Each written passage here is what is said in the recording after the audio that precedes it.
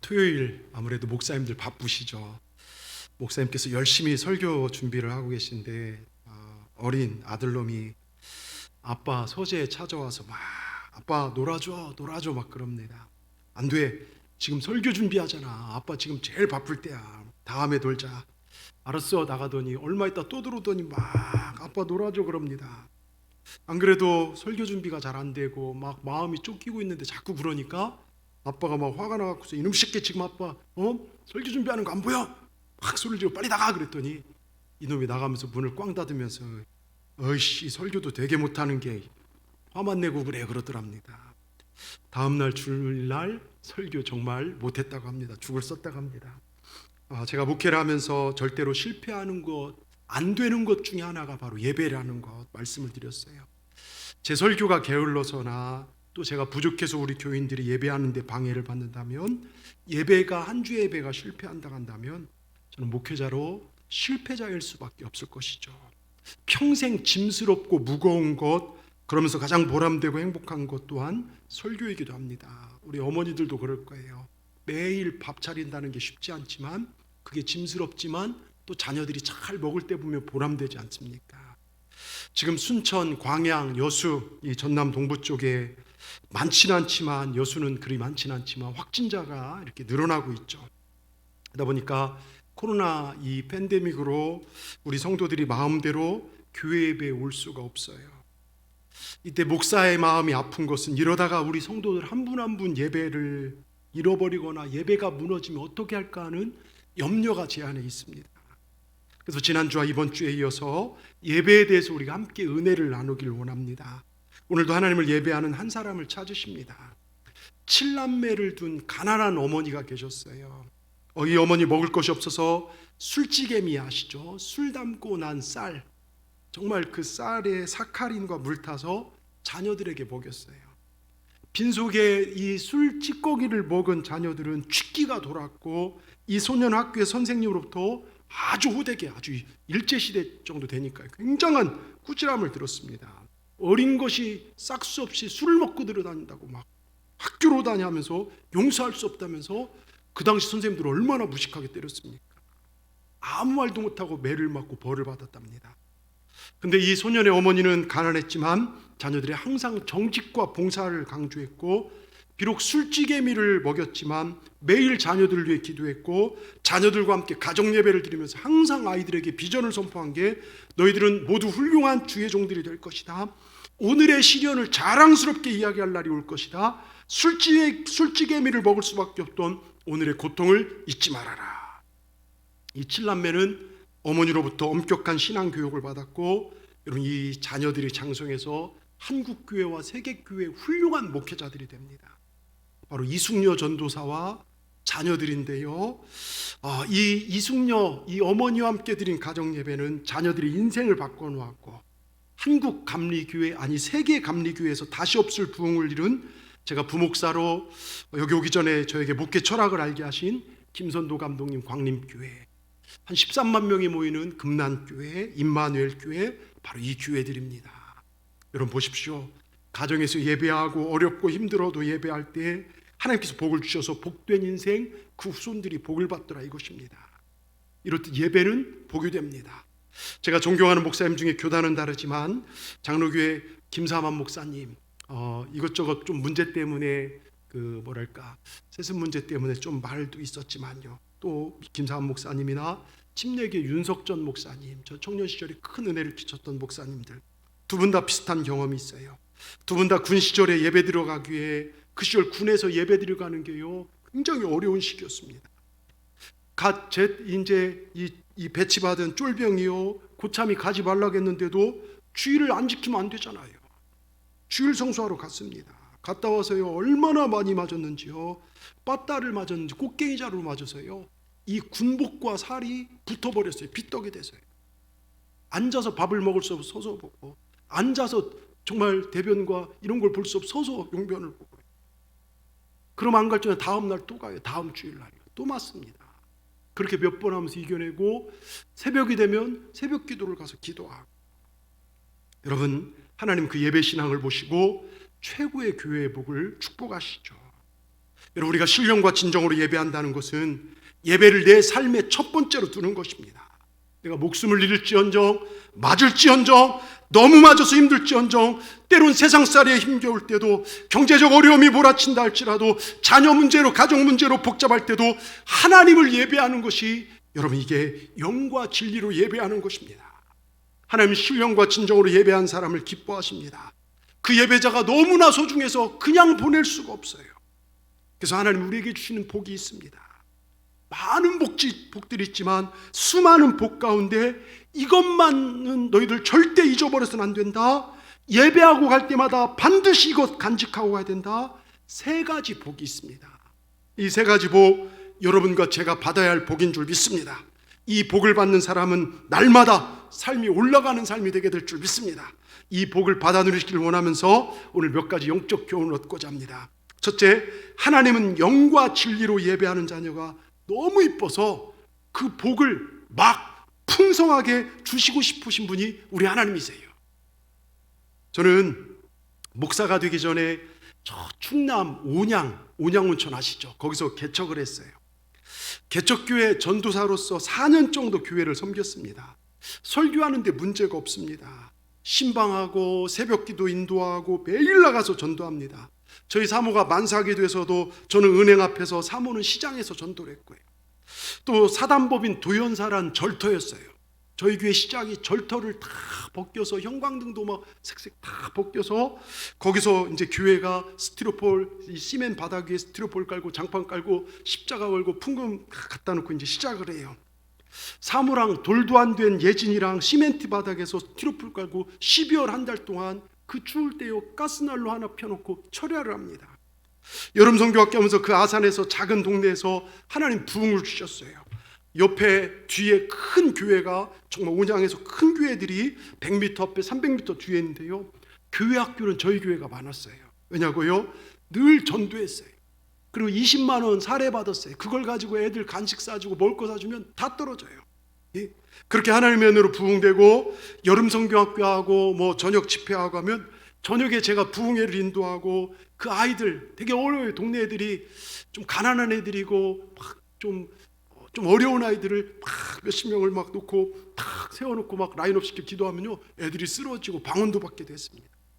또 복지의 사각지대에 있는 분들, 그쪽 동네가 좀 가난한 동네라요, 자녀들이 버리고 간 부모들이나 주민등록상에 자녀 이름이 한둘씩 이렇게 딱 걸쳐 있으면요, 정부로부터 이렇게 보호받지 못하는 분들이 있어요. 도시락을 싸드려서 도시락 봉사를 했어요. 점심때 갖다 드리고, 집에 들어가면요 찌른내가 막 쩔어 있어요. 누가 안 돌아보니까요. 그분들을 한 달에 한 번씩 차로 모셔서 아산에 온천 나가서 목욕시켜 드리고, 그리고 점심을 사드리면요 제 손을 붙잡고 우리 아들보다 낫다고. 근데 다 할 수 있는데요, 한 가지 안 되는 게 있었어요. 바로 예배하고 돌아가는 우리 사랑하는 성도들에게 손을 번쩍 들고, 지금 우리 주 예수 그리스도의 은혜와 하나님의 사랑과 성령의 교통하시라는 축도, 하늘의 복이라는 강복을 선언하는, 이거는 전도사는 못해요. 목사 안수를 받아야만 할 수 있는 것입니다. 예? 그래서 막 마지막 설교 끝나고 마지막 시간 되면 그게 하고 싶어서요, 주기도문 하는데도 막 손이 올라가 막 이랬었어요, 제가요. 예? 여러분, 고린도후서 13장 13절, 주 예수 그리스도의 은혜와 하나님의 사랑과 성령의 교통하심이 너희 무리와 함께 있을지어다. 강복선은 축 돌아가는 이것이요, 여러분 만만한 게 아니라는 것이죠. 하나님이 예배하고 돌아간 자녀들이 너무 예뻐서 3가지 복을 주시는데, 그게 바로 예수님의 은혜와 하나님의 사랑과 성령의 교통하심입니다. 예배하고 너희들이 나갈 때 이것만은 가지고 가야 된다. 이거 놓쳐서는 안 된다. 이거 잃어버려서는 안 된다. 이거 무너져서는 안 된다. 이거 가지고 가면 세상 승리할 수 있다. 이것 없이 네가 세상에 살 수 없다는 게 바로 3가지 복입니다. 그러니 축도가 얼마나 중요한지 여러분 아셔야 돼요. 어떤 분들요, 뭐가 그리 바쁜지 예배 끝나 축도하려고 기도하려고 하면 후루룩 나가는 분들이 있어요. 아닙니다. 이 축도를 꼭 받고 가야 될 줄 믿습니다. 여러분, 우리가 식사는 몇 끼 먹어야 되잖아요. 잠 매일 자야 되잖아요. 이 3가지 복은요, 매주일 예배에서 매주 단위로 확인해야 되는 거예요. 이게 구약에서는요, 안식일을 지키고 예배하고 돌아간 백성들에게 하나님은 제사장 아론의 지파를 통해서 축복하는 민수기 6장 24절에 26절 우리 한번 보겠습니다. 민수기 6장 24절 여호와는 너에게 복을 주시고 지키시기를 원하며 여호와는 그 얼굴을 내게 비치사 은혜 베푸시기를 원하며 여호와는 그 얼굴을 내게로 향하여 드사 평강 주시기를 원하노라. 구약의 성도들은 제사 끝나고 갈 때 이 복을 받았어요. 그리고 신약의 교인들은요, 예배를 드리고 돌아갈 때 축도로 일컬어지는 사도 바울의 이 축도를 받고 삶의 현장으로 돌아갔습니다. 여러분, 우리가 구원받아서 이 땅에 살아가는 목적이 무엇입니까? 가장 중요한 이유가 무엇입니까? 그 첫 번째 목적, 하나님을 예배하는 것입니다. 하나님께서 믿음의 백성들을 부릅니다. 아브라함을 부르지요. 예배하는 백성을 살라는 것입니다. 왜 이스라엘 백성들을 출애굽 시켰을까요? 거기가 살기 더 좋았어요. 애굽에서 예배하는 백성으로 살 수 없기 때문에 광야로 나아가 예배를 배우고 가나안 땅에 들어가 예배하는, 하나님을 예배하는 하나님의 백성들을 만들기 위해서입니다. 그래서 다른 것보다도 양을 몰고 나가요. 양식과 입을 것은 하나님이 책임져 줍니다. 광야에서 양을 잡아 예배하는 일은 우리가 잃어버려서는 안 된다는 거예요. 여러분, 광야 가보신 분들도 있겠지만 제가 광야를 여정을 걸어봤어요. 거기 물도 없어요. 농사도 지을 수가 없어요. 여러분, 정말 아무것도 없지만 예배만 드리면 하나님께서요 그들을 살리셨습니다. 광야에서 목말라 죽은 사람 봤습니까? 춥다고 얼어 죽은 사람, 덥다고 더워 죽은 사람, 여러분 배고파 죽은 사람 한 명도 없어요. 오히려 예배드리지 않고 원망하고 불평하다 죽었더라 이것입니다. 사람의 제일 되는 목적이 무엇입니까? 하나님을 영화롭게 하는 거예요. 예배하는 것입니다. 구원받은 이유가 예배 잘하며 살라고 하는 게 구원받은 이유입니다. 사업보다, 돈 버는 것보다, 밥 먹고 사는 것보다 예배가 우선된다, 중요하다는 거 기억하시기 바랍니다. 내가 구원받은 백성이 확실하다면요, 예배에 최선을 다해야 돼요. 어떤 식구들이요, 바쁜 일이 많아서 그런지 이렇게 보면 예수님을 믿지는 않는 것, 믿는 것 같은데 예배에는 꼭 그 집 엄마만 대표로 다녀요. 엄마만. 예? 남편이 나가면서 여보 오늘 나 누구 만나야 되니까 내 기도 제목하고 내가 여기다 헌금 드릴 테니까 이거 드리고 와. 큰아들이 엄마 학원 가니까 엄마 내 기도 부탁해요. 나 공부 잘할 수 있도록요. 막내 친구 만나면 엄마 내 기도도 부탁해요. 엄마 혼자 대표로 매주일 교회를 나가요. 종말이 되어서 식구들이 다 죽어서 천국 문 앞에 손잡고 나란히 섰답니다. 베드로가 딱 문 앞에 서더니 이 집은 대표로 한 사람만 천국 그러더랍니다. 누가 들어갔겠습니까? 엄마죠. 여러분, 천국에 여러분 대신 가줄 수 있는 게 아닙니다. 예수 믿는 것 대신 믿어줄 수 있는 게 아니라는 것입니다. 예배하는 것 남편이 대신할 수 없고 자식 대신할 수 없고 어버이 대신할 수 없습니다. 단독자로 1대1로 하나님과 나와의 독대로 서는 것입니다. 내 예배 내가 드리는 것입니다. 내 구원 내가 이루는 것입니다. 각자 예수 믿어 구원받는 것입니다. 여러분 꼭 기억하십시오. 이렇게 예배하고 돌아간 자녀들에게 주시는 복이 있어요. 둘째, 예배하는 자에게 주신 복은 예수 그리스도의 은혜라는 것이죠. 은혜. 여러분, 우리가 이 땅에 살아가게 될 때 우리가 받았으면 좋겠다는 소원 많이 있죠. 예? 어떤 분들은 집 한 채 받았으면 좋겠다. 어떤 분들은 로또가 당첨됐으면 좋겠다 생각하시는 분들도 계실 거예요. 예, 어떤 분들은 뭐가 됐으면 좋겠다 하지만 가장 중요한 게 있다면 은혜예요. 주님의 은혜예요. 여러분, 그래서 우리 중에 은혜란 이름을 넣어서 진 분들 많이 있잖아요. 우리 교회도 있고요. 여러분, 이 은혜란 말이 성경에 많이 나오는데 첫 번째 등장하는 게 창세기 6장에 나와요. 창세기 6장 8절에 노아는 여호와께 은혜를 입었더라. 구약 성경에 처음 등장하는 은혜가 무엇인 줄 아십니까? 모든 사람이 심판으로 물의 홍수로 죽는 자리에서 살아나는 게 은혜예요. 노아의 가족만 살아남았다는 것입니다. 구약이 다 지나가고 신약 다 지나가고 신약 성경 제일 마지막 장 마지막 절이 요한계시록 22장 21절이에요. 어떻게 끝난 줄 아십니까? 주 예수의 은혜가 모든 자들에게 있을지어다. 그리고 성경이 덮여요. 마지막에 등장한 은혜가 무엇이냐? 정말 마지막 심판대 앞에서 하나님 나라 들어가는 것입니다. 그게 은혜라는 거예요. 주 예수 그리스도 은혜가 예수 믿는 모든 자들에게 있을지어다. 구원받고 영생 얻어 하나님 나라에 들어가는 것, 이게 신약 성경의 마지막 은혜라는 것입니다. 우리가 이 은혜 누려야 돼요. 한국교회 교인들이 가장 좋아하는 찬송 중에 하나가 뭡니까? 찬송가 305장 나 같은 죄인 살리신 주 은혜 놀라와. 우리 영화로도 존 누턴의 삶을 한번 본 적이 있죠. 아프리카에서 흑인들 잡아다가 노예로 팔던 노예상 뉴턴이 풍랑 속에서 주님을 만나고 구원받아요. 그 구원받은 종이 얼마나 놀랍고 정말 놀라운지 그걸 노래한 것이 305장입니다. 저주받고 버림받아 마땅한 죄인이 구원받아 하나님의 자녀가 된 이 사실 은혜, 305장 1절에 보면 나 같은 죄인 살리신 주 은혜 놀라와 잃었던 생명 찾았고 광명을 얻었네. 2절 큰 죄악에서 건지신 주 은혜 고마워 나 처음 믿은 그 시간 귀하고 귀하다. 3절 이제껏 내가 산 것도 주님의 은혜라 또 나를 장차 본향에 인도해 주시리. 4절 거기서 우리 영원히 주님의 은혜로 해처럼 밝게 살면서 주 찬양하리라. 하나님은 예배하는 자녀들에게 예수 그리스도의 이 구원의 은혜의 복을 부어주십니다. 하나님이 나와 함께 하신다.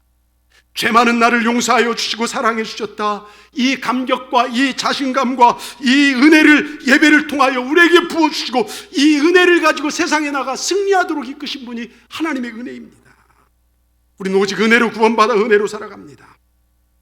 오늘이라도 하나님이 안 도와주시면 실패할 수밖에 없는 게 우리 인생입니다. 우린 육체를 가지고 땅을 밟고 살죠.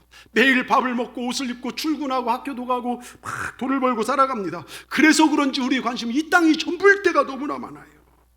그래서 우리가 교회에서도요 복받았다 은혜받았다 생각하면요 그때 대부분이 뭔지 아십니까? 돈 많이 벌고 잘 먹고 잘 사는 걸 돈 복받았다 은혜받았다로 생각할 때가 많아요.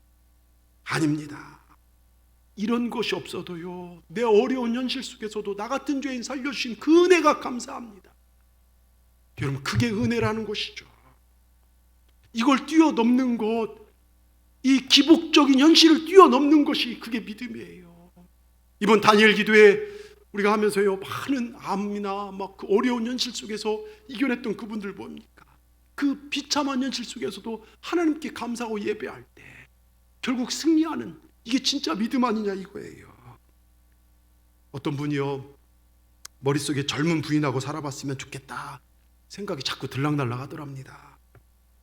이제 65세 뭐 환갑 지나고 난 다음에 혼자 그렇게 생각했대요. 이거 입 벌리면 안 되죠. 입 벌리면 큰일 나죠. 한 20살쯤 젊은 부인하고 살아봤으면 좋겠다. 그 생각이 머릿속으로 싹 지나가다 잠을 자는데요 꿈속에 천사가 나타나서 네 소원이 무엇이냐. 그래서 꿈속이라 20살 젊은 여인과 살고 싶습니다. 그래 내가 네 소원을 응답해 주마. 내일 아침 되면 너는 20살 젊은 부인과 살게 될 것이다. 뭐 꿈의 기분이 너무 좋더래요. 그리고 아침에 눈을 딱 떠보니까요 20살 젊은 부인하고 살게 됐답니다. 눈을 떠보니까 자기가 환갑으로 엊그제 지냈는데 나이가 80살이 넘어 있더래요. 그래서 20살 젊은 부인하고 살게 됐대요. 뭔 얘기인지 아시겠죠? 부인은 그대는 자기가 20년 늙어버렸다는 것이죠. 기도 잘해야죠. 이런 욕심 가지고 살아서는 안 되겠죠. 여러분 땅의 것들로만 사는 것이 아니라 우리는 은혜로 사는 존재들입니다. 제가 서울에서 부목사 생활하면서 신방 갔을 때 어떤 분이 저한테 붙잡고 이런 얘기를 해요. 목사님 예배하는 자가 이런 은혜가 있음을 알고 예배에 대해 바로 가르쳐 주길 바랍니다 하면서 저에게 하신 간증입니다.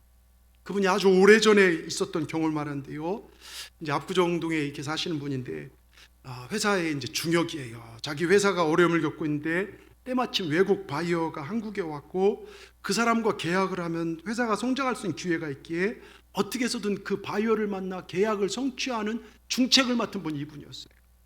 그런데 회사에서 알아보니까 그 바이어가 속초에 이제 그쪽에 골프 치러 또 휴양차 이렇게 가 있다는 겁니다. 그래서 버스 티켓을 주면서 꼭 가서 계약을 성립하고 오라고 하는데 버스 티켓이 보니까 주일 아침에 출발하는 거예요. 그 버스를 타면 예배를 드릴 수가 없습니다. 막 갈등이 생기는 거예요.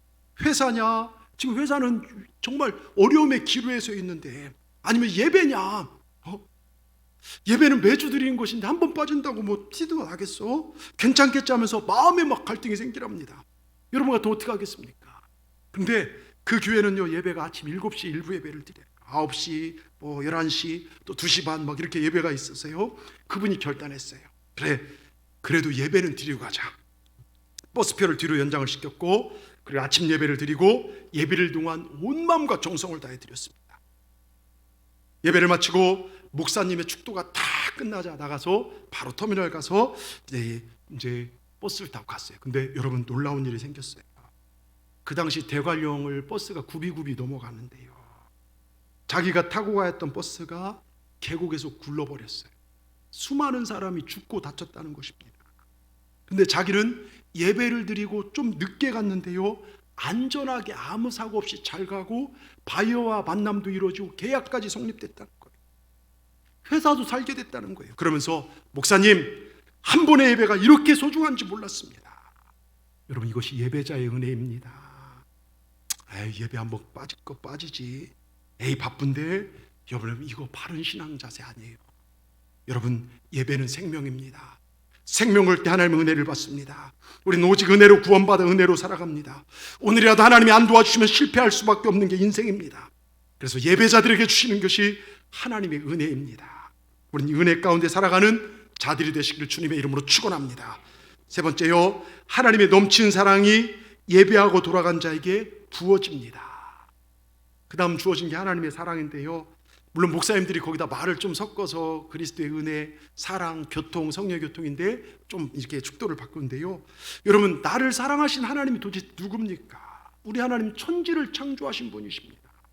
하늘과 땅과 지금 생과 다음 생의 왕이시고 주인이십니다. 그토록 높고 높으신 그분이 사랑받을 자격도 가치도 없는 나를 사랑하신다고 말합니다. 한 분밖에 안 계신 독생자 예수를 죽이셔서까지라도 날 살리신다고 하십니다. 왜 그럴까요? 내 삶이 아름답고 이뻐서요? 그래서 사랑하는 것이 아닙니다. 내가 학식 높고요, 뭔가 큰일에서요 나를 사랑하는 것이 아닙니다. 무엇인가 하나 우리가 하나님을 감동시켜 나를 사랑하는 게 아니라 내 존재 자체가 하나님의 사랑이라는 거예요.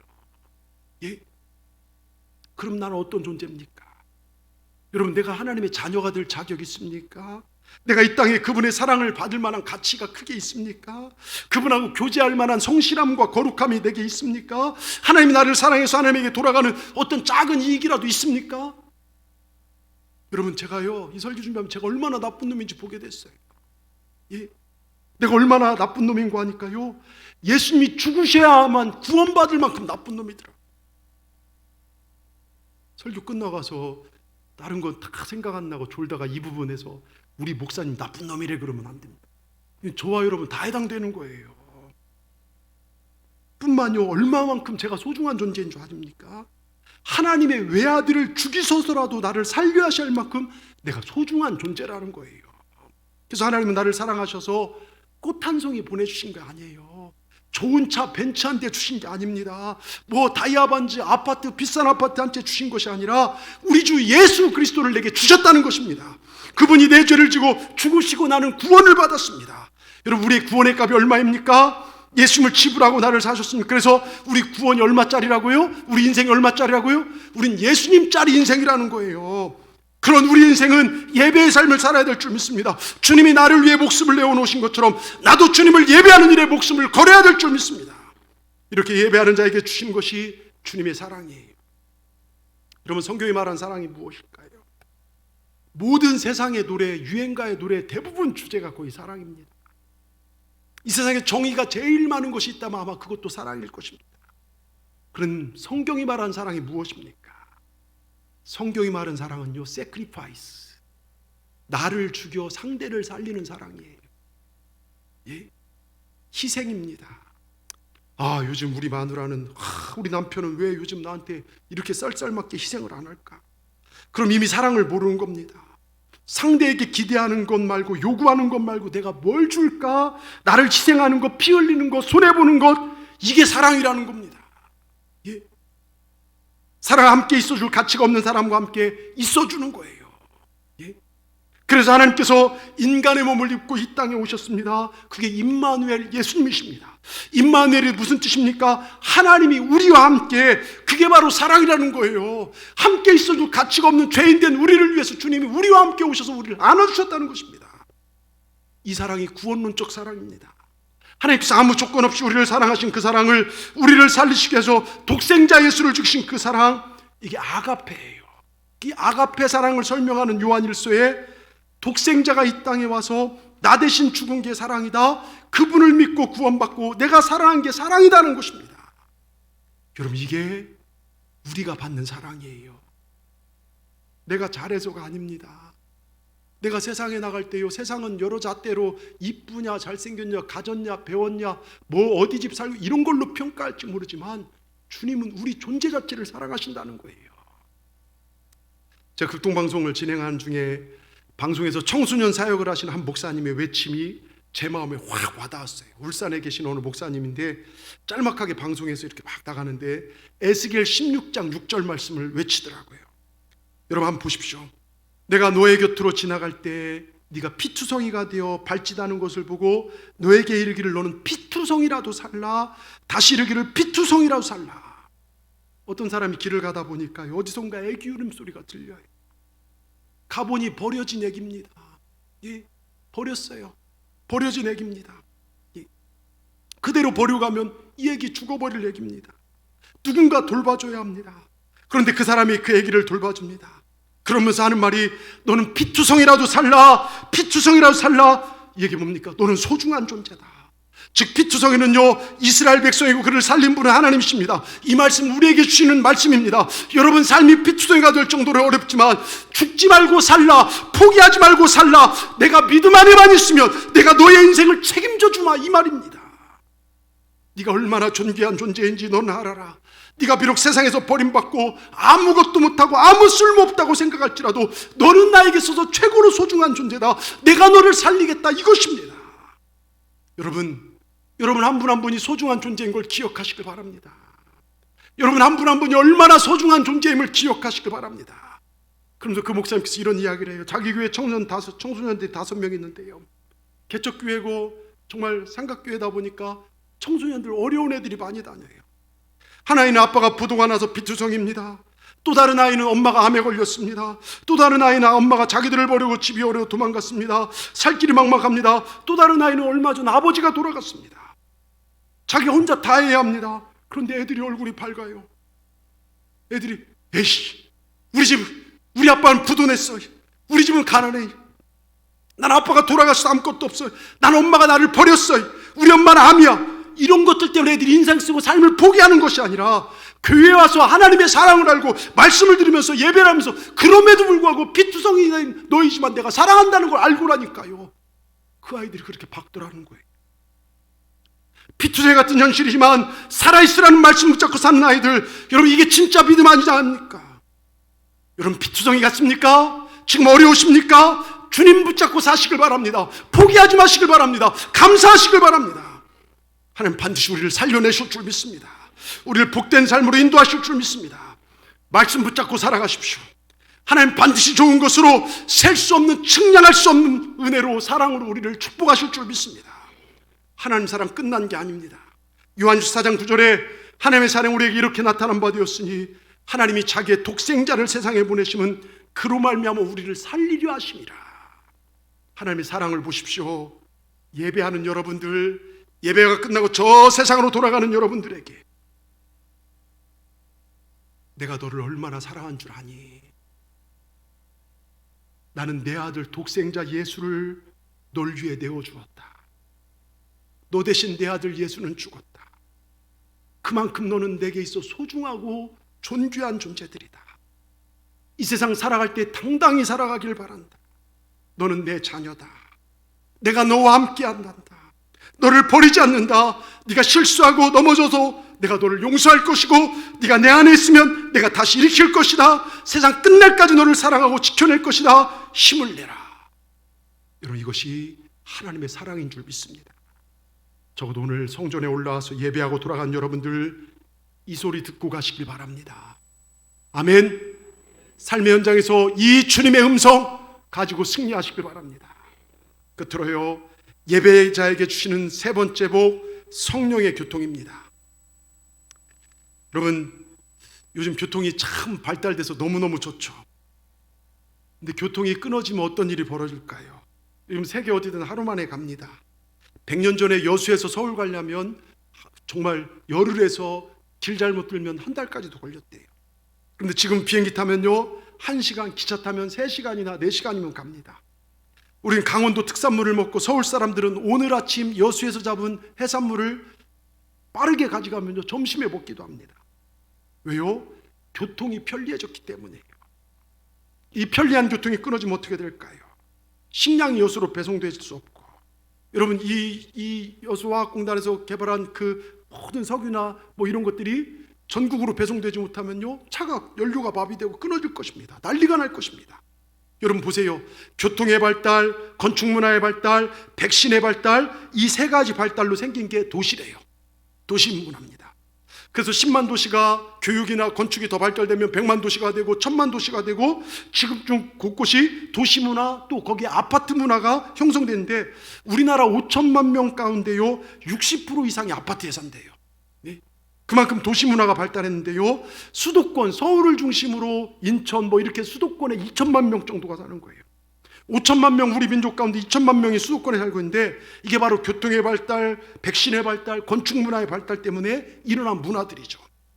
그런데 세상살이의 교통은요 좋은 것만 아닌 것 같더라고요. 이 코로나 팬데믹 상황, 세계가 하루권 교통의 발달이 나요, 여러분 어떻게 됩니까? 코로나가 급속도로 퍼졌어요. 옛날에 스페인 독감, 뭐 유럽 독감 해갖고서 유럽만 왜 일로 못 오니까요. 근데 지금은 거기서 하나 걸린 사람이 남미로 가니까 남미 전체가 번져지고, 유럽으로 가니까 유럽 전체가 번지고, 미국 가니까 미국 전체가 번져지는 거예요. 앞으로 동물과 사람이 섞여서 변종 바이러스, 신종 바이러스가 생기면요, 백신이 발견되지 않으면 인류는 멸망할 가능성도 있다는 것이죠. 이게 교통이에요. 여러분 좋은 것만 아니더라고요. 그런데 아무리 발달해도, 아무리 풍성하게 넘쳐나도 탈이 나지 않는 교통이 있어요.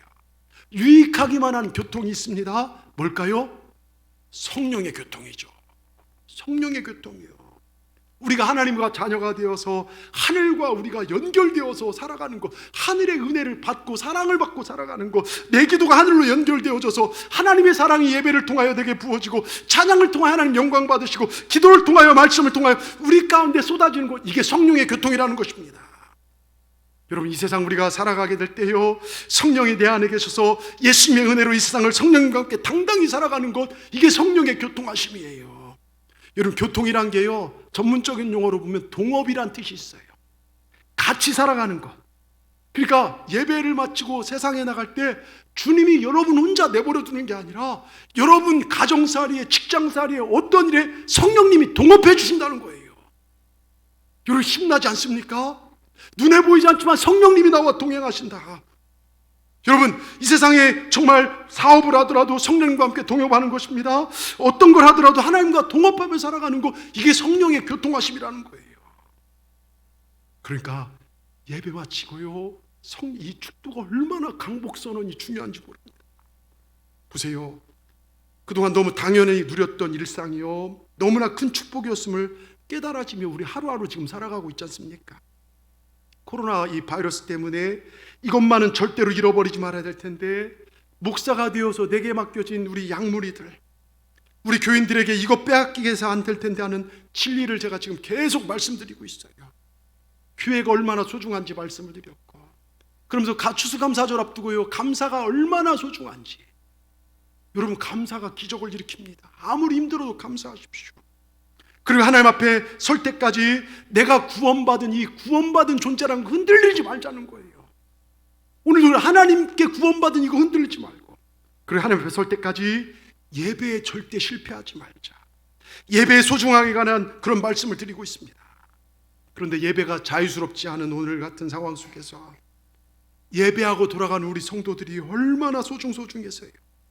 예수님의 은혜가 여러분과 함께 있어서 여러분 어떤 일이 있어도 구원을 빼앗기지 않을 줄 믿습니다. 예수님이 여러분과 함께 하실 것입니다. 하나님의 자녀된 권세를 잃어버리지 않게 될 줄 믿습니다. 그 자녀된 권세로 예수 그리스도의 이름으로 성령님이 나와 함께 한 걸 믿고 모든 악한 것을 예수의 이름으로 물리치시길 바랍니다. 또한 하나님의 그 놀라우신 사랑이 항상 여러분 곁에 있다는 걸 믿으시길 바랍니다. 하나님께서 우리 죄를 용서하셨습니다. 하나님 나를 사랑하셨습니다. 독생까지 아끼지 않는 하나님께서 여러분 우리에게 구하는 걸 뭘 아끼시겠냐 이거예요. 그리고 하늘 보좌와 우리가 연결되어 있어요. 세상에서 무슨 일 하든지 하나님의 사랑이 우리에게 전달되어지고 이 성령의 교통이 세상 끝날까지 우리를 떠나지 않게 될 줄 믿습니다. 여러분 예배하고 할 때 이거 꽉 붙잡고 가라는 거예요. 이거 꽉 붙잡고 가야 될 줄 믿습니다. 저는 모태신앙입니다. 모태신앙, 엄마 뱃속부터 이 교회를 다녔는데요, 돌이켜보면 위기의 순간순간들이 참 많이 있었어요.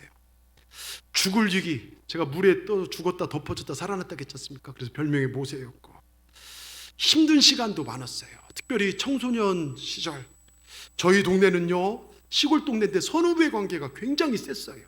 여러분 뭐 그 당시 저희 때 그랬어요. 선배들이 집합하면요 산에 집합해서요 막 가슴을 주먹으로 때리고 막 하여튼 선배들한테 많이 맞았어요. 그러다가 한 친구는 좀 개기다가 형들한테 집단으로 맞아서 죽은 친구도 있고요. 방황도 하고 힘든 것도 있었지만 저희 부모님 한 가지만은 절대로 빼앗겨서는 안 된다. 바로 주일 예배 드리는 것, 주일 성수였어요. 어떤 일이 있어도 예배 드려라. 주일을 지킵니다. 그래서 그런지 모르지만 어렸을 때 제가 목사 되기로 했었지만 사실 목사가 가장 싫을 때도 제가 있었어요. 아버님이 교회 건축을 2번이나 이렇게 하시면서 전 재산을 다 드리고 목사가 무슨 돈이냐 하면서 물려받을 유산도 형제들에게 다 나눠주고 한참 저희 중고등학교 시절에 막 메이커 신발들이 막 나와서 애들 신발 신고 다니는데 나 그거 한번 신어봤으면 하는데요 신지도 못하고 제가 손목시계 했잖아요. 손목시계 한번 차봤으면 애들 막 이러고 자랑하는데요 그거 한번 차봤으면 하는데 차보지도 못하고 궁색하게 사는 게 그게 싫었어요. 때론 힘들게 하는 교인들 때문에요. 저희 아버님 이렇게 건축하면서 부딪히기도 하고 전에 있던 교회에서도 그렇고요. 어려워하는 걸 보면서 저희들에게 내색 한 번도 안 했지만 그것을 보면서 인간관계가 얼마나 힘든지 한편으로는 다른 거 다 해도 내가 목사는 안 된다고 할 때도 있었어요. 근데 그런 위기와 방황 속에서 지금까지 주일 예배를 한 번도 범한 적이 없습니다. 이게 하나님의 은혜였어요. 조지아라는 나라로 선교를 가서 저 아제르바이잔, 지금 아르메니아랑 막 전쟁 중에 있는 아제르바이잔 무슬림들을 전도하기 위해서 시골 마을들을 한여름에 해집고 다닐 때 주일입니다. 교회가 어디 있습니까? 그들의 문을 아무리 두드려도 열리지가 않아요. 때론 막 소리 지르고 돌을 던집니다. 정말 이 찬송이 생각나죠. 날이 저물어 갈 때, 빈들에서 걸을 때, 빈손으로 살 때 막 그런 현실입니다. 근데 나무 그늘 아래서 아무 반주도 없고 에어컨, 선풍기도 없는 곳에서 예배를 드리는데요 얼마나 은혜가 되는지요. 하나님께서요 이런 마음을 부어주신대요. 누구도 예배하지 않는 이 땅에서 너희가 나를 예배하는구나. 하나님 기뻐하는 그 마음이 느껴지고요. 그리고 그때부터 다시 힘을 얻고 나가 선교하는데 선교의 문이 열려지기 시작해요.